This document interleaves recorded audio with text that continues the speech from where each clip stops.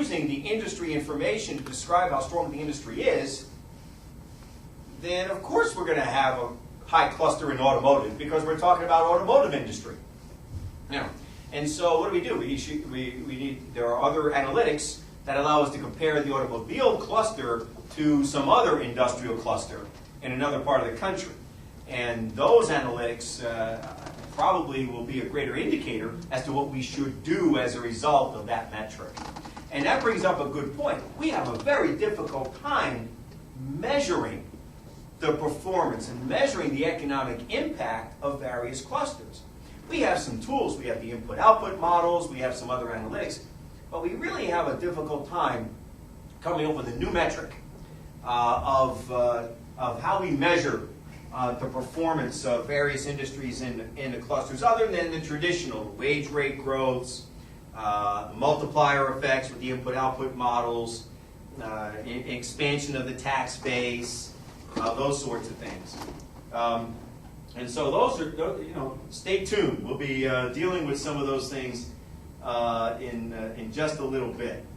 What I want to focus some attention on now is this idea of the competitive advantage of a region. Once we try to understand the performance of a region, and we say, okay, this is what this region is doing, how do we measure and how do we encourage, let's say, the competitive advantage of a particular region? And there's some questions that are raised when we are trying to look at this. First question is, specifically, how do the regions compete? How do they do that? What is meant by that competition? Are they competing on, are they competing for particular industries? I have this vision when we're talking about regions competing for a Toyota automobile plant. Okay, how do I get the plant to come here as opposed to Marion County, or as opposed to Kosciuszko County, or as opposed to, God forbid, Stark County? I shouldn't say that. Stark County. How are we going to do that? Is that what that means? Or does it mean something else? Does it mean, we're competing for quality of life issues? There's a lot to be said for that. We'll talk about that in a little bit here. Then we need to identify exactly what is a competitive advantage.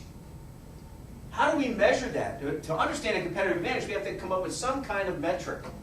How do we know that we have an advantage, let's say, in one region versus another? We need to talk about that. We can sit around a table and say, well, we're better than them over there because we have the lake, or we have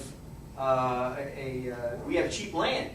Well, those are nice things. Those are things that may encourage or may lead to a competitive advantage, but we're finding that those things are not really working for us. What are the drivers of such advantages? If you identify your competitive advantage, what drives it? What drives the growth of that advantage? How do we, I don't want to say exploit, but okay, I'll say exploit. How do we exploit that advantage to bring desired industries and personnel into our region? How can this be measured? How can we measure our competitiveness? By virtue of the fact that the Toyota plant did come here? Does that show that we're more competitive than them? What about regions that have not competed heavily for a particular business and then glad that they didn't? Right? They're saying, oh, we want this business over here, and then another county took it, and they realized that the other county is actually worse off as a result of getting this industry in, and we went, dodge that bullet. All right? That has happened before in various parts of the country. So how do we measure that? And is competitive advantage really an elusive concept? It's a question I have for this. Is it an elusive concept? If we can't measure it, if we really can't understand it, and we don't understand the drivers of this, can we really compete? Can we really encourage a competitive advantage in our particular region today? Again, what am I doing? All right.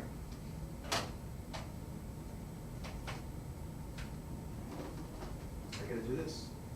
This highlighter high technology stuff is very technical. Oh, now it's older. Maybe you didn't like my voice. Is it really? This happened to you? Oh, Yeah, I was just saying, my computer's been doing this all the time too. has it really? Yeah. Man. Okay. All right, let's talk about competitiveness. Hopefully, my computer won't crash. Competitiveness. All right, how do we identify competitiveness? The ability to attract firms contributing positively to the quality of life within the region. That is my definition. That is not the definition found in the literature. I just made this up. I said that's what I think it is. Competitiveness, the ability to attract firms contributing positively to the quality of life within a region. What do you mean by positive contribution? Provide jobs? Yeah. Provide income? Sure. What about environmental concerns? Right? Maybe we don't want a smokestack industry. Why? Well, because it may not contribute positively to the quality of life, but it's a good job. So there's trade-offs.